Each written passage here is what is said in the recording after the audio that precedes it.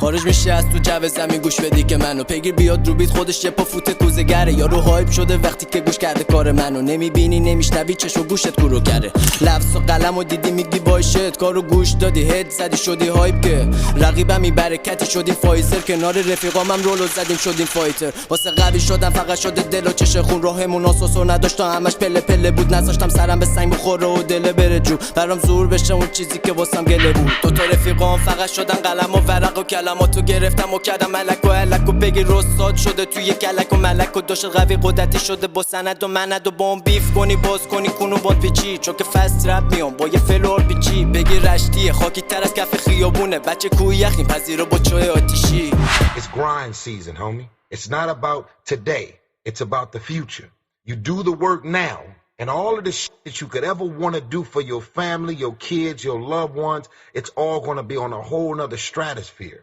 It's time to stay focused, man.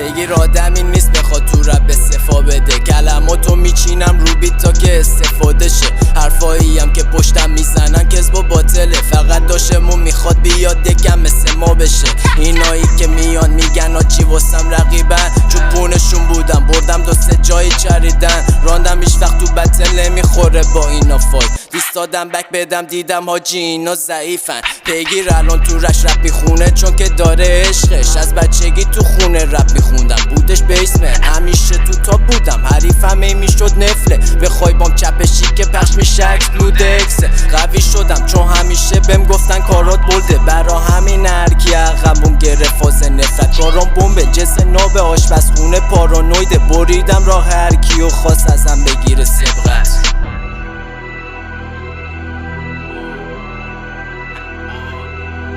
کار میدم بوم مشکت میاد دم مشکه بگیر تو پارانویده خونشم کف رشته